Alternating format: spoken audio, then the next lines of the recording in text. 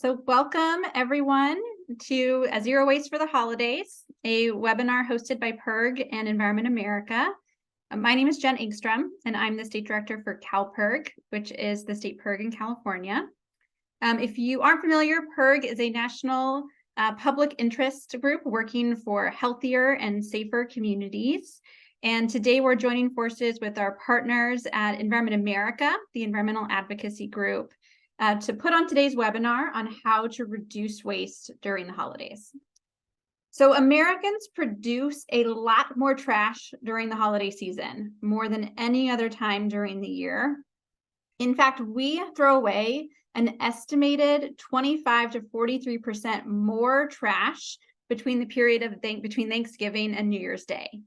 That extra waste coming from shopping and packaging, gift giving and wrapping and holiday meals accounts for an extra 25 million tons of garbage. And of course, the real problem is that our trash pollutes. It ends up littering our communities and harming our environment. Now, the good news is that there are lots of things you can do to reduce waste, starting by just buying less stuff in the first place. So PIRG and Environment America have put together a whole set of tips for the holiday season on everything from just giving gifts that involve less stuff, like giving an experience or buying used or refurbished, to using reusable gift wrapping, to being thoughtful about your holiday meals. So today we will hear from our experts and see a live demonstration on how to wrap gifts with reusable materials, which I'm really excited for. Our experts today are Celeste Mayfrin-Swango. She is the Zero Waste Program Director with Environment America. She's also the State Director with Environment Oregon, and she'll be discussing reducing plastic waste. Then Emily Kowalski, she is the Outreach and Engagement Manager with Environment Illinois, and she'll be actually talking about wrapping gifts and doing some live demos. We have Lucas Gutterman, who is the PIRG Design to Last Director, and he'll be sharing tips on refurbished and used gift giving. And Danielle Melgar, who is the PIRG Food and Agriculture Advocate, discussing food waste. We'll share resources throughout, as well as actions that you can take. And then we'll open it up to questions for our experts, as well as open it up to any additional ideas that you have to share with the group. And so hopefully you'll come away from this webinar with some new ideas on how to celebrate the holiday season without the endless cycle of consumerism that ends up harming our planet, and some good tips on how to do that. So first, I'm going to hand it next over to Celeste Mayfrin-Swango. Again, she's the Zero Waste Program Director with Environment America. Thank you so much, Jen. Like Jen said, I'm Celeste Mayfrin-Swango, State Director with Environment Oregon and the Zero Waste Program Director with Environment America. Thank you all so much for joining us today to hear about how we can all be reducing our environmental impact this holiday season. So I'm the mom of two little girls, aged 4 and 8. So I know firsthand how overwhelming it can be to be surrounded by what feels like a totally crazy amount of stuff and trash during the holidays. What seems like a never-ending amount of rigid plastic packaging that I feel like I almost cut my fingers off trying to remove from a toy, an explosion of wrapping paper shreds on Christmas morning, and seriously, how did I get so many cardboard boxes? So we've all been there, but there's a lot of things that we can all do to cut down on some of this waste so that we can all have a less stressful and more joyful holiday season. But before I talk about tips to reduce plastic waste, I did just want to take a minute to talk through why we should all try to reduce the amount of plastic in our lives. If you want to go to the next slide. Plastic is a disaster for the environment. So if you look around your kitchen, walk around your favorite park or beach, you will likely find yourself in the presence of plastic pollution. The United States produces enough plastic waste to fill Cowboys Stadium, the largest professional football stadium in the country, every 15 hours. And one of the biggest problems with plastic, of course, is also its chief selling point. It's so durable that it lasts forever, or pretty darn close to forever, degrading ever so slowly into microplastics. Only a small amount of the billions of tons of plastic generated since roughly 1950 has been recycled into a new consumer product. Plastic as a material can't be recycled again and again. Many types of plastics cannot be recycled at all, and others can really only be recycled 2 or 3 times because the quality degrades every time the material gets processed, which all helps to explain the abysmal recycling rate of plastic. Only about 9% of plastic has been recycled and turned into a new consumer product. A slightly larger amount is incinerated, so roughly 12% of plastics, which incinerating plastics is bad for our climate and also public health, given the chemicals that are released into the air. The rest is supposed to go and stay in landfills, but it doesn't actually work out that way. Researchers keep finding plastic everywhere in the environment, from the deepest points of the ocean in the Mariana Trench to the top of Mount Everest and everywhere in between. They also keep finding it in animals, including seabirds, marine mammals, and sea turtles.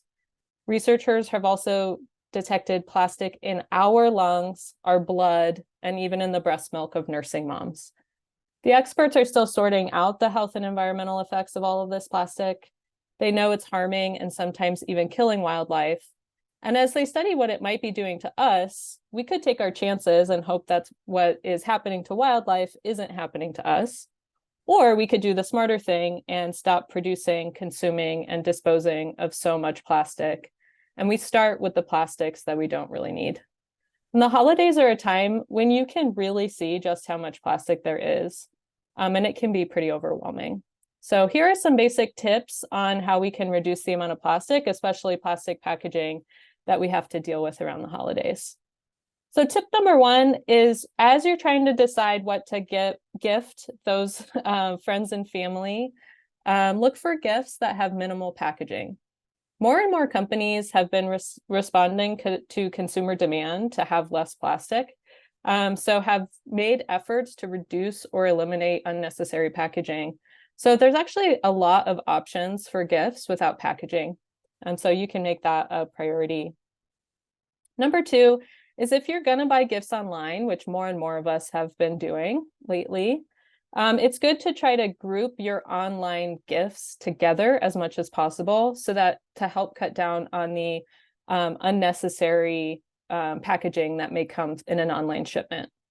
So this can cut down on cardboard boxes, but also a lot of the unnecessary plastics, like those plastic air pillows that can come with online orders. So just think strategically about how to get more gifts in less shipments. And then third tip here is to just look for gifts that will last a long time and can be reused again and again, rather than buying something that a person will use just maybe one time before discarding. One other idea that's not on the slide here is to give something that the recipient can use to reduce their own use of plastic year-round. So that includes a tote bag for grocery shopping, reusable water bottle or coffee mug, reusable straws and utensils. So those are just some pretty basic tips on how to reduce plastic packaging when gift giving in general.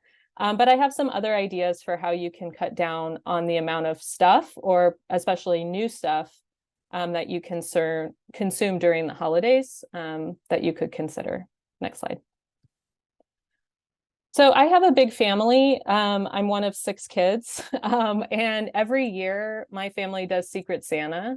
So everybody only has to give gifts to one other person in the family.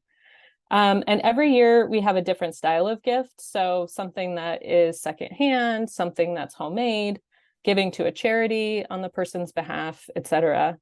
And just doing the Secret Santa has really helped our family cut down on waste, and has also helped to eliminate the pressure that we were feeling around having to buy every person in the family a new gift every year. But here are some other ideas to reduce waste. So one is to find pre-loved gifts or secondhand gifts or upcycled gifts. So there's online groups like Buy Nothing and Free Cycle, which if you're not members to those, I definitely encourage you to do that. So Buy Nothing and Free Cycle allow you to get items for free from your neighbors who no longer need them.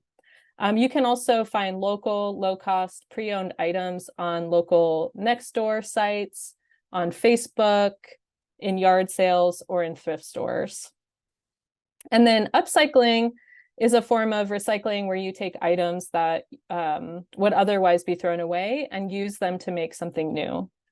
So using your creativity, you can make something out of materials that you already have around the house or that you can find easily or inexpensively. So that's pre-loved gifts. The second tip is to give experiences instead of stuff. So experiences can be a really great gift during the holiday season. And these are experiences that the recipient can do on their own or with you or with other people. And really the best part of this is that it can come in a lot of different forms. So for example, you could purchase tickets to a sporting event or a concert, buy a loved one a year-long membership to their favorite museum or the zoo, arrange a weekend getaway or a small thing like a night bowling together. You can give somebody a card for a spa service or a massage, a favorite restaurant, or activities like a fly fishing lesson or stand-up paddleboarding. So experiences can also be really simple. So it could be things like taking a hike together, or everybody could come together in person or virtually to cook with new and favorite recipes for the holidays. You could throw a movie day where you provide snacks and hot cocoa. So it really, can be anything. And I have found that giving experience is a really great way to kind of bring people together.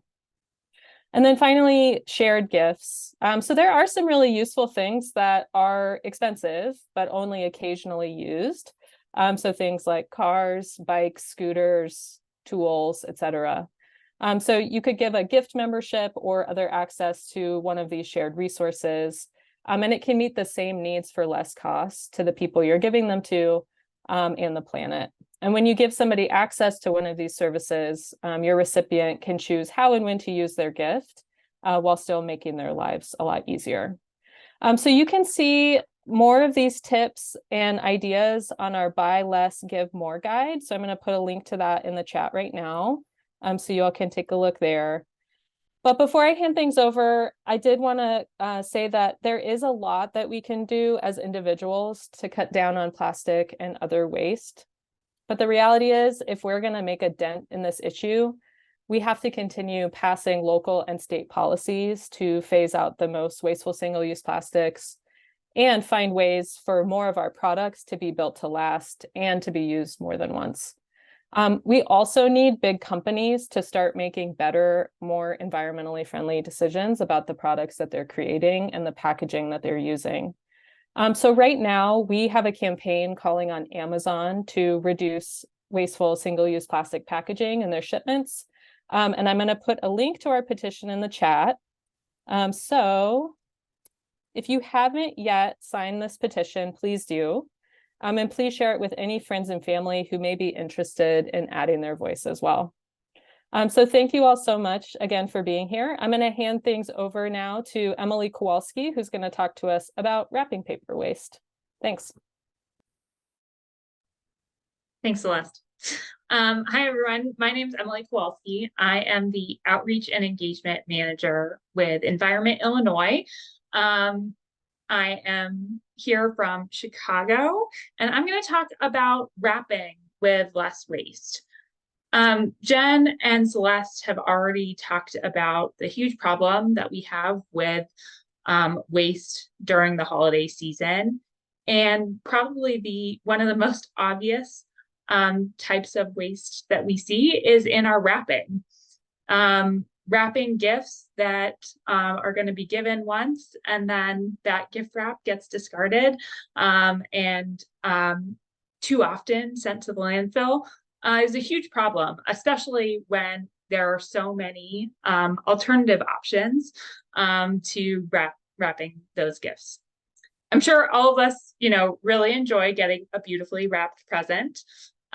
But there are a lot of ways to have reusable or less wasteful gift wrapping that's still fun and festive in the holiday spirit.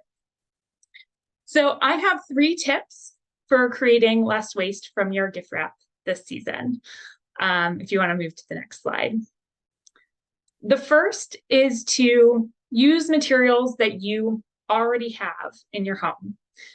A lot of us already have materials in our homes that can serve as wrapping. The packing paper that was used to pad a delivery, or the paper grocery bag or newspaper that we have in our house, all of these are great options for wrapping gifts. You can also think outside of the box or paper and wrap smaller items in jars or tins that you might have in the back of your pantry. That with some, festive ribbon can be a really great packing option. And of course, before you go buy another roll of wrapping paper this season, look at what you already have from last holiday season. You may have some wrapping paper that is sitting in a closet ready to be used. So first tip, use what you already have. Second is to opt for reusable wrapping options. My favorite reusable wrapping option is fabric. Fabric you can use year after year, and depending on the fabric that you choose, can really make your gifts fun and festive, adding an extra dimension to your gift pile. Sometimes you may have a gift that includes a fabric item, like a scarf or a tea towel. I've gotten lots of gifts that have been wrapped in tea towels and scarves that are part of the gift itself. So if you have any gifts like that, that is a thing to think about. You can also get fabric to use specifically for wrapping, hitting your local thrift store or your own closet for those clothes and linens that are past their usable life in their current form and aren't appropriate to donate or give away, are great options to give a new life to as gift wrap. And also don't limit your fabric wrapping options to just the kind of small square gifts. My family has definitely wrapped presents as big as, a carry-on suitcase in fabric. So think expansively when giving fabric as an option for your wrapping this holiday season. Bags are also a great reusable option because you can use them over and over again, whether that's, a tote bag that someone might use to reduce their own plastic waste, like Celeste mentioned, or drawstring fabric bags, and of course the classic paper gift bags are all great since you can save them and reuse them for the next holiday, birthday, or other event. And when thinking reusable, you don't just need to think about what you're wrapping the gift in itself. Also think about your bows and other, package toppers. Curling ribbon is designed to be single use. Once you knot and curl the ribbon, you're probably going to have to cut it to get at the gift inside. So using some fabric ribbon or rope that you can untie and then can be used again is a really great option. And then my last tip is to incorporate natural materials. Natural materials that can be composted instead of going to a landfill will help cut down on your waste this holiday season. Things like rosemary sprigs, dried orange slices, cinnamon sticks, pine cones, all of these give a festive flair to your gift. And if you're feeling extra crafty, you can make them even fancier, maybe take some twigs and turn them into stars to top your gifts this year. But of course, some of us will still opt to stick to wrapping paper this season. So Jen, if you want to go to the next slide. If you are going to stick to wrapping paper, make sure that it is recyclable. You want to avoid papers that have glitter and foil. Metallic papers are particularly problematic since they're unlikely to be recyclable. If you're able to, check if the paper has a coating on it. Lots of wrapping papers are coated with a thin layer of lamination or plastic. And this will be, you'll know this because it will be difficult to tear, or when you scrunch the paper, it will, go back to being flat instead of staying in a tight ball. These types of paper are generally not recyclable. And, sometimes that can be hard to learn at the store when they're sold in a plastic sleeve, but do your best to, check out the paper and see if it looks like it has that plastic coating on top. And of course, read the labels and remember that made with recycled materials does not mean that that wrapping paper is then recyclable. There are wrapping papers out there that are made with recycled materials, but that then are not recyclable because they include those foils, glitters, and plastic coatings. So those are my tips for wrapping this holiday season with less waste, and hopefully you found those helpful. But I wanted to give you a little bit of extra inspiration to try some reusable gift wrap this holiday season by giving a quick demo of wrapping a gift in fabric.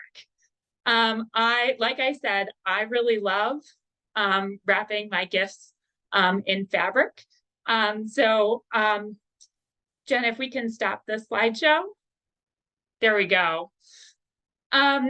So I have a notebook here that I am going to wrap and show you how I like to wrap using fabric.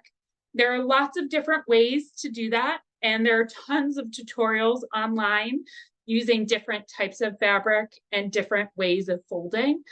So if you are interested in using fabric this holiday season, I recommend checking some of those out, but I'm going to show you the way that I like to do it myself. The first thing is that I have my square of fabric. Now, I chose this nice orange stretchy jersey. Having a fabric with a little bit of stretch makes your life a little bit easier because you can stretch it around objects that are maybe funky shapes.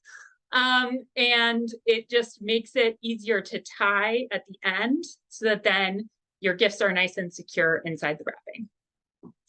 So you'll want to place your fabric square with a corner pointed towards you.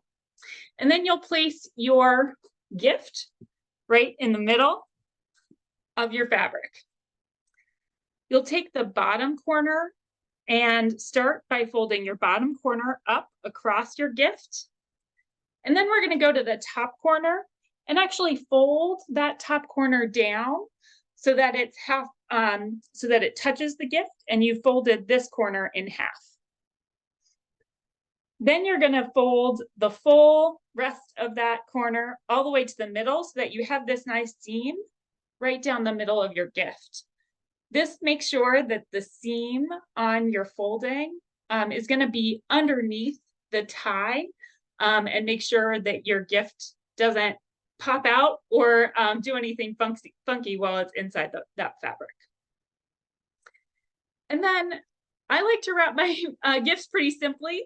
I then just take each corner, I fold in and pull to the middle, and I'm going to hold that there while I fold this corner together, gather it up, and fold to the middle. You'll see I got a little bit of a pop of fabric right here, so you can just tuck that in so that it looks nice. And sometimes it can help to twist these ends. And then you just tie your fabric in a knot. And you can see this is where it's particularly helpful to have that stretchy jersey fabric because I'm able to make it real tight. You'll need a double knot or some other way to secure it. That way the fabric doesn't untie. But now this present is all set to go. Of course, this fabric is pretty plain, so I want to add a little bit more to it. My family likes to use these cinnamon ornaments, which are just small little ornaments made of cinnamon and applesauce that you then bake. and they last for years and smell delicious. So I'm just going to tuck this ornament in here to give a little star. And of course, I'll want to add a little card so that we know who this gift is for and who it's from. But that's how you wrap using some fabric. Jen, I think I'm going to hand it back to you, or I'm going to hand it. Yeah, thank you. Thanks so much, Emily. All right, so now I'm going to hand it over to Lucas Gutterman. Again, he's the PIRG Design to Last campaign director, and he is going to talk more about refurbished and other ways that you can buy gifts in kind of the used market. So take it away, Lucas. Cool. Thanks, Jen. Hi, everyone. I am going to talk a little bit about our Fixed for the Holidays guide, which helps you get Black Friday prices year-round while also helping to protect the environment. I think the biggest thing that was most surprising to me while we were researching for this guide was that you can really reduce the environmental impact by a significant amount, by up to 91%, buying a refurbished phone versus buying a new one. And the good news also is that more and more people are doing this. I live in New York and I see ads for refurbished tech on the subway and all over the city. And in fact, the evidence kind of proves that refurbished shipments are growing by 15% last year, while new phone sales only rose by 4.5%. Jen, are you able to share the slides for this section? Thank you so much. Okay. So the reason why this, next slide there. And then, hi, I'm Lucas. I run our Design to Last campaign, working on tech obsolescence, disposability, and electronic waste. Next slide. So this is really important, not only because we want to save money and, get good deals when we're buying gifts for folks, but also because e-waste is a huge problem. And it is the fastest growing waste stream in the world. And here in the US, we are throwing out 416,000 phones every day, which is a really hard amount of waste to even wrap our heads around. This is really driven by a disposability treadmill, right? That has us replacing our phones and our laptops and our appliances at ever increasing rates. Often replacing things or buying new versions of things when what we have is still working. So the average customer is buying a new phone every 2.5 years, even while 80% of those phones are still working. Next slide. This is a problem not just because, waste is sort of bad on its face, but it is really bad to produce all of these phones. So it takes a huge amount of materials and a huge amount of carbon pollution is expended to produce these devices. And little changes when we all make them together can actually have a really big impact in this area. If we held onto our phones for 1 year longer on average, the emissions reductions would be equivalent to taking 636,000 cars off the road for a year. And it would reduce manufacturing material demands by 42.5 million pounds per day. So we can really help protect the environment a lot by buying refurbished, by buying used, and the holidays are a great opportunity to start. Next slide. Before I get to the tips, I just want to share kind of one more thing here, which Celeste already clarified, I think, pretty well, right? Which is that really, as much as recycling our e-waste is important and a good thing to do, it ultimately is not the solution to this problem. Partly because most of our e-waste just doesn't actually even end up recycled. In the Americas, it's less than 9%, according to the UN. But it's not just a capacity problem, it's also really a technology problem. You can see this in the last figure here on this slide, but 0 smartphones have ever been created entirely from recycled materials. There is just not a magic vat of fairy dust where you put in an old phone and get out a new one, or even get a pile of materials that are needed to manufacture them. So recycling can often mean shredding much of the materials in the phone. Well, it's better than nothing. Ultimately, we are going to run out of the finite rare earth minerals that we need to produce these devices, and we just can't continue to consume technology at this rate. Next slide. So we put out our Fixed for the Holidays gift buying guide. that helps folks make good choices for the environment this holiday season. Like I said, buying a refurbished smartphone can have a big impact. It can reduce the environmental effects versus buying a new phone by between 77 and 91%. You can avoid the extraction of 82 kilograms of resources and the emissions of 23 kilograms of carbon pollution over the course of 1 year. So using a tablet or computer for 4 years instead of 2, that can reduce its environmental impact by 50%. And buying refurbished can be a great way to make that happen. But you have to be smart when you're buying in the refurbished marketplace. So I have a couple of tips to make sure that you're getting a good deal at a good price and you're getting a good product as well. Next slide. The first tip is that we do just want to make sure that you are actually getting a good deal. So we expect to save about 15 to 20% off of a new product versus buying refurbished versus buying a new product. And then generally around 10% off for each year since the product came out. So for example, if you're buying a refurbished phone or tablet from 2020, you can expect to get half off, which is a really great deal. Next slide. You want to check the warranty length when you're buying a product as well. You definitely want at least a 90-day warranty. Lots of refurbishers will warranty electronics for longer than the original manufacturer, 1 or 2 years. And you want to read information about the warranty before buying. Some sites also have a 30-day return policy. So even if the product still works, but you just don't like it, or it didn't fit, or it was the wrong size, something like that, you can return it. That's great to look for as well. When you're in the refurbished marketplace, you'll see a lot of terms like new, open box, used, refurbished. Unfortunately, every website uses those terms in different ways.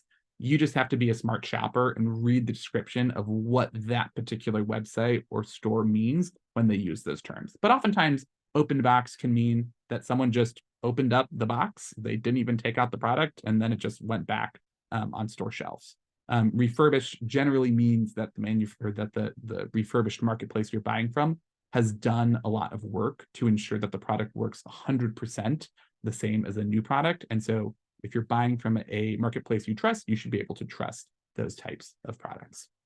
Next slide. We recommend that you check the accessories that come with a device. If it comes with earphones, if it comes with cables and charging stations, you don't want to think that those are included and then not actually receive them and be able to use the gift that you're buying. So check to make sure you're getting what you need. And if you have to purchase those extra accessories, it could still be a good deal and a good choice for the environment to do so. Just make sure you know what you're actually getting when you buy. Next slide. And then I want to encourage you to buy gifts, even refurbished gifts, that are going to last for as long as possible. So get gifts that are repairable. Some products can be difficult to repair because they are just not designed to last. Some products can be difficult to repair because the manufacturer doesn't provide the parts and the tools and the information we need to fix our stuff. And so you can look at our website. We have resources like Failing the Fix that rates how fixable different products from different manufacturers are. You can use consumer reports or iFixit's repairability scores to make sure you're getting something that is fixable. Generally, things that are a little bit more expensive up front might last a long time, and you can kind of save some of that more expensive upfront cost by buying refurbished. Next slide. There are certain products that we recommend as being better and worse options for refurbished gifts as well. Cameras, smartphones, those can be really good choices. Generally, we'd recommend against TVs and printers because those products are so fragile, they're often breaking anyway. And then generally, we'd say avoid things that touch your skin, like headphones as well. Next slide. You should also avoid products that are not designed to last because they have glued-in batteries. So in particular, I'd highlight Apple AirPods that have batteries that are glued into the device. That means that the only way to replace the battery is to drill it open with a Dremel. Obviously, you can't keep using it after you do that. So that means there really is no way to replace this rechargeable battery. Same thing with the Smart Ember coffee mug. The only way to open it up is with a hacksaw. And even with rechargeable batteries, eventually these devices fail. The rechargeable batteries don't last forever. They are fundamentally disposable. And so not being able to replace that battery just means that there's a countdown timer right after you buy the device. It's not going to last forever. And so we'd recommend avoiding those products. Next slide. One product that we would recommend are refurbished Chromebooks. Chromebooks are popular laptops that are used in schools across the country and businesses. They are very simple and easy to use, and they're easy to maintain. They can be lighter and cheaper as well. Unfortunately, Google for many, many years has had a short expiration date after which software support ended. We've actually run a campaign asking Google to extend support for 10 years, and we won, which is really exciting. So Google is now providing 10 years of support for all Chromebooks. That just means that refurbished Chromebooks are an even better deal than they were before, because you know that it's going to last a very long time. And you can check on our website how to check the expiration date of your Chromebook to see how long it lasts, or Google the name of the Chromebook, and you should be able to find when that's going to expire. Okay, next slide. So how do you find these good deals year-round? Our top recommendation is backmarket.com. They are one of the most popular marketplaces for refurbished tech. All of their products have a minimum 1-year warranty, and they have very high standards. They have phones and tablets, desktop and laptop computers, as well as audio equipment, and they have a 30-day return policy. Gazelle is a good choice for phones as well. They buy and resell used smartphones from phone companies, and they have tablets and laptops, as well as free shipping and a 30-day return policy. You might check your sort of favorite big box stores as well. Amazon, Walmart, Best Buy, they all have refurbished departments, and those can be good places to shop for deals as well if you've looked at Back Market and Gazelle and they don't have what you're looking for. Next slide. I do want to highlight, though, that at some point there is a limit to how much we can do as consumers, as Celeste was saying.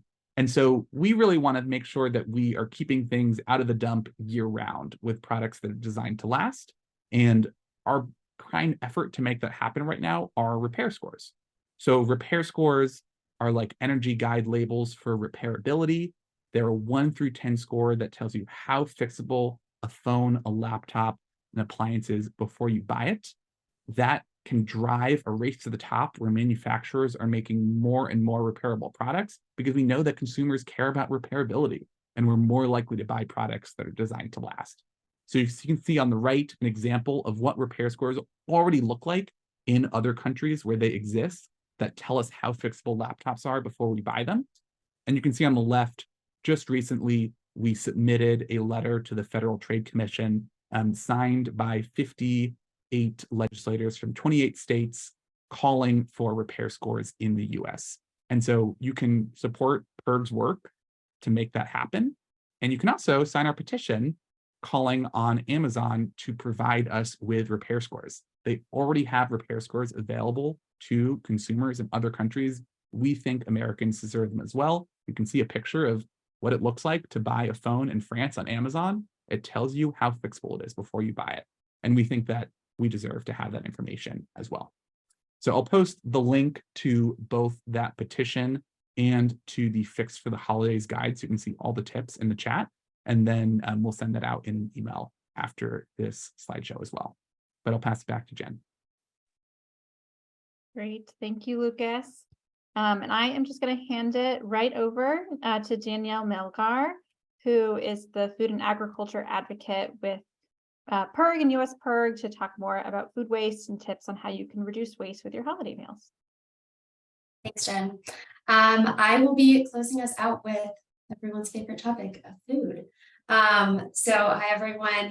Like Jen said, I am the food and agriculture advocate with PIRG, and I focus on food waste. So next slide. Okay, I'm going to start by just talking about the problem of food waste and why it's important for us to be thinking about this over the holidays. So in the US, we waste about 30 to 40% of our entire food supply each year. So just picture going to the grocery store, walking out with 10 bags of groceries and leaving 4 in the parking lot. That's what we're doing. And that's just absurd. 48% of that food waste happens in our own homes. So that's one of the reasons why we're going to be looking at the tips that each of us can take into reducing food waste in our own kitchens. Wasted food means a lot of wasted resources. If you go all the way back to all of the resources that go into producing that food, from fresh water to soil nutrients, farm worker labor, energy, transportation fuel, just absolutely everything that goes into getting food from the farm to our fork. And then when food breaks down in landfills, when we're throwing it out, it releases methane, which contributes to global warming. In 2021, food waste cost the US $310 billion. And just to help folks put that in perspective, that's the state of California's entire budget for this year. And then while all of this waste is happening, 1 in 8 Americans don't have enough to eat. And that is just, I think, something that's really top of mind for people around the holidays, in particular when, we don't want to see anyone experiencing hunger any time of year, but especially at this time of year, that really hits closer to home. Next slide. Okay, so I am going to go through my top tips for enjoying your holiday meals and really reducing your food waste. I'll just go through all of these one by one on the next slide. Okay, first, before you actually get into what you can do to reduce food waste, I think it's really important to start by establishing why you are working to reduce waste. And that's really important because you're setting an internal mission statement that you can turn back to motivate yourself to keep doing your best to reduce waste. And it can also help you to communicate with others why you're making it a focus this holiday season. Obviously, a lot of families don't always agree on everything over the holidays. And so having a mission that you can turn back to and communicate to your family members can help get them on board and help you have a greater impact. So, taking a look at these reasons and picking one out that might resonate with you the most can just be a really helpful way to ground your mission this holiday season. Next slide. Okay, so we're going to go through my tips in kind of 3 sections of what do you do before the meal, what do you think about during the meal, and then how do you think about food waste after the meal. So before the meal, you have to really just plan ahead. The easiest way to prevent food waste is to buy only the amount of food that you need. So to do that, just think through how many people you are going to have there, gauge their preferences. If you're not going to have a lot of meat eaters, or if you're going to have people with different allergies or dietary restrictions, just think about that and whether it even makes sense to have certain traditional foods. I know this is an unpopular opinion, but I personally hate stuffing. And so I just wouldn't make that, and that would prevent that food item from going to waste. And so you can definitely toss out traditions that just don't resonate for you. And then just do a quick calculation of how much food to prepare based on the size of your party. It's really easy in putting together a menu or organizing a potluck to really overestimate how much food you need. And we have a handy calculator that I'll link to in a minute that you can use to just calculate how much to prepare of different food items based on the size of your group. And then if you are going to have a potluck, this one's pretty obvious. I think most people do this when you're organizing one, but just have a sign-up sheet so that you don't end up with 5 green bean casseroles, and that's too many for people to eat. Next slide. Okay, and then also in the planning process, think through how you can use what you already have. So just take the time to check for ingredients that might be left over from Thanksgiving, since there's so much overlap in what we include in those holiday meals. A lot of shelf-stable items may have lasted from a previous year. And then you can also just get creative with what's already in your fridge or pantry and make some creative substitutions. No one will notice if you swap out a few veggies from the salad recipe that you're using. They'll just be experiencing a good salad. Next slide. Okay, and then the last thing to think about before the meal is how you are going to handle leftovers. So you need to sort of set the expectation with yourself and with your guests for what the leftovers plan is going to be. If you don't have that plan in place, then you just won't have the containers you need or the fridge space, or people won't be expecting to take stuff home.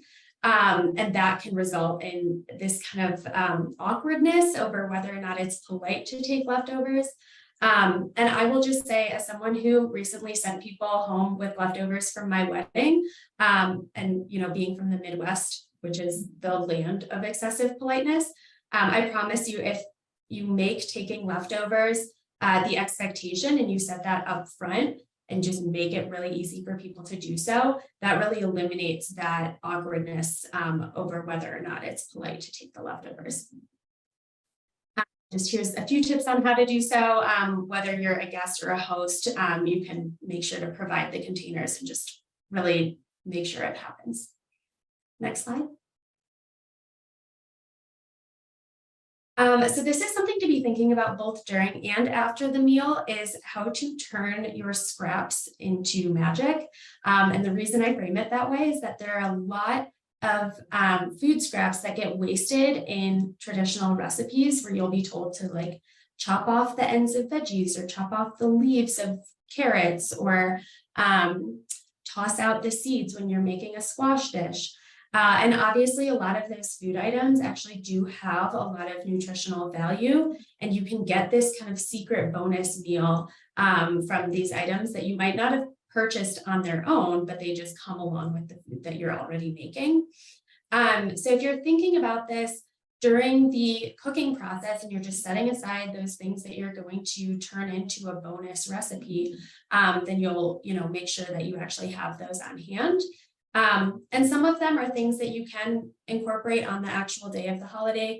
You might just bake those pumpkin or squash seeds and have those as an appetizer. Same thing with this idea on the slide for crispy potato skin chips. But some things you might just hang on to and do after the holidays, like turning your vegetable scraps into a soup stock. Next slide. And then during the meal, you'll also just want to think about how you can serve the meal in a way that is going to reduce food waste. So letting guests serve themselves rather than putting like uniform portions on everyone's plate will make sure that people are only taking the food that they actually like, and they're taking the portions that work for them. And then if you have smaller plates, it is proven that having those smaller plates helps reduce the portions people are taking and helps curb food waste. If you have a ginormous plate that people are using, they're going to fill it up because they think they're a lot hungrier than they are. So just shrinking the plate size that you're using can help reduce that plate waste. Next slide. And then after the meal, once you've done the work up front to plan for your leftovers, you have to make sure that you're actually taking the time to store them properly. So you want to make sure to keep food really visible. Leftovers only matter if you actually end up using them. So you want to make sure to keep them front and center and not buried in the back of your fridge. And then you also want to make sure to label them with what the food item is and when you put it in the fridge or the freezer. Obviously, for items that go into the freezer, they can kind of get forgotten for a longer period of time and you won't remember exactly what you put in or when. So it can be really just helpful to take the time up front to do that. And then just for food safety reasons, you want to make sure you are actually storing the food properly in terms of not freezing warm food, making sure that your food is wrapped and sealed so that it's not going to get exposed to the elements or leak or just anything like that. And then really, really critical to keep meats cold, putting them in a fridge that's not cold enough, or just not putting them away quickly enough obviously means you're increasing the risk for food safety concern, and you're not really going to be able to take advantage of that food. Next slide. Okay, and then this is actually one of my favorites, is figuring out how to use your leftovers creatively. So I think everyone's familiar with, seeing a sandwich after Thanksgiving or after Christmas that's like turkey and cranberry sauce and just, kind of all of the leftovers into one place. But there's a lot more that you can do beyond that and beyond just reheating your leftovers. So I've listed just some creative ideas here to get the juices flowing. We do also have some tip guides on our website for specifics on how to use different types of holiday ingredients and turn them into just so many different dishes based on whatever you're looking for. So yeah, you don't need to get bored with just reheating the exact same meal. You can get really creative. Next slide. Okay, so the next thing is to share and donate. If you're not going to use your leftovers, or if you have, unopened cans of pumpkin puree or, other shelf-stable items, you can definitely donate those items.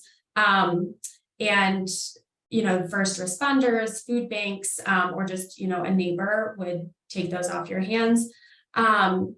I will also advocate for hosting a leftovers party with your friends. I'm sure a lot of people will have leftovers, but they'll have in different amounts of different food items. So bringing those together, you'll kind of end up with an entire new feast. And as long as you set the rule that no one's allowed to make any new food, then you'll end up using all of everyone's leftovers.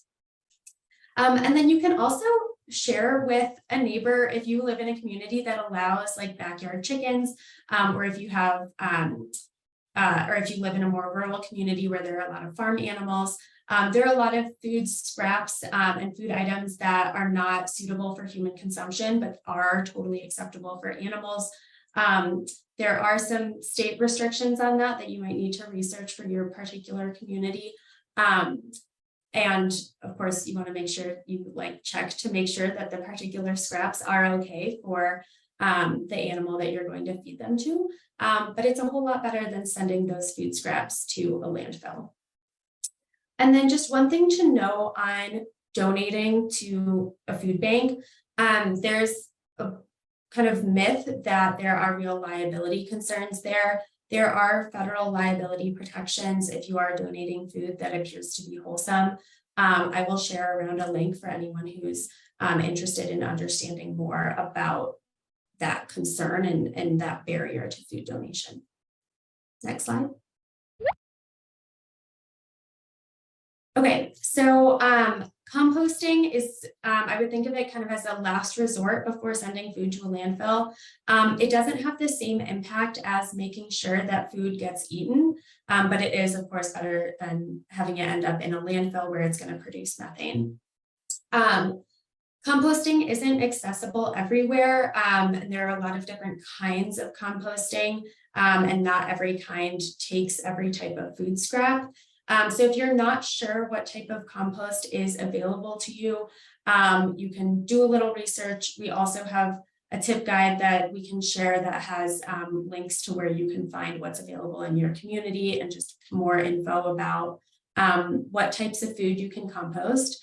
But yeah, just keep in mind that this is an option and get creative even if you don't have a backyard compost bin. There may be community resources that you're just not utilizing. Slide. Okay, and then just a bonus tip here, if your family likes the gingerbread house making tradition, I wanted to share some lower waste ways to do it. The reality is gingerbread houses are really festive, but unless you eat them, they are a source of food waste. But we just have some tips here for how you can just make them a little bit less wasteful. If you find that you're using store-bought sets and they're not like all of the ingredients that you would want to use and you end up with leftover candies, you can just try a fully DIY approach so that you don't end up with any ingredients that you don't want to use. I also love using leftover Halloween candy. Yeah, if it wasn't going to get eaten, then you can put it on here, or you can still eat it after the fact, but there's no need to buy new candy for it. And then if you don't have gingerbread on hand, but you do have graham crackers, there's no need to go buy new gingerbread or make it yourself. You can just use what you have. And then if you do have gingerbread that you have used for, other purposes during the holiday season and it's going stale, that's a great candidate for a gingerbread house. So those are my tips, and we'll just revisit the. We should move to questions. Oh yeah. Thank you so much, Danielle. All right, we've got a couple minutes. If you have a question, you can throw it into the Q&A and we will ask our panelists. And then if you have some of your own tips, we've also opened up our chat, so feel free to share your own suggestions on how you reduce waste during the holidays as well. And we'll give folks a moment. There was a question already about how we can feed the poor with our excess food. And I think you'd mentioned, Danielle, that there was a link you were going to put in the chat about just like, giving to food banks. Yep. Great. And then someone asked about the food calculator link. So don't worry, folks, there's links coming that Danielle's going to throw in the chat. Very helpful. Thanks so much, Danielle. Okay, so there's a quick question about recycling. Is comic papers, can you use comic papers for wrapping? Or no, that's a suggestion. Sorry, it's in our Q&A. I think having the Q&A in the chat maybe at the same time was maybe the wrong decision. Feel free to throw them in the Q&A too. It's easier. Yes, comic papers for wrapping. That's a great idea. Someone would love the recipe for the cinnamon and applesauce ornaments. So Emily, and I would like that too, Emily Kowalski. So that would be great. Someone asked about letting warm food cool before freezing. I think that's just for safety reasons, right, Danielle? Yeah, and also just like the temperature interaction, like the temperature and pressure can like break Tupperware. Great. So for both Tupperware and I think you don't want to change food temperature too quickly either for bacteria reasons. Any other questions? Someone asked if we can send it out afterwards too. So yeah, if you're struggling to grab all the links in the chat, we will send an email out to everyone who joined with the various links that we have been sharing. So we'll make sure that you get that as well.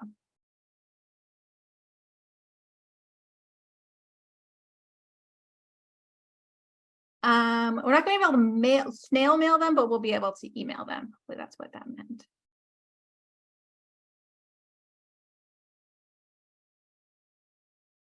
There was another question about good companies for recycled wrapping paper. I think, Emily, you said you don't know if there's particular companies.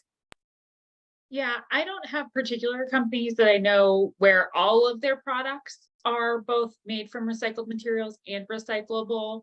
Most of the experience that I've had is where some of their wrapping paper is recyclable and some of it is not, depending on the contents. So I don't have particular recommendations there. But if folks know of any recommendations, feel free to send our way. Great. We have a couple other suggestions that have come through. Use scraps from other crafts as your gift toppers or tags, and use last year's cards for gift tags. I definitely do that. That's a great idea. Reusing old jars for food sharing was another idea. Thank you all for sharing.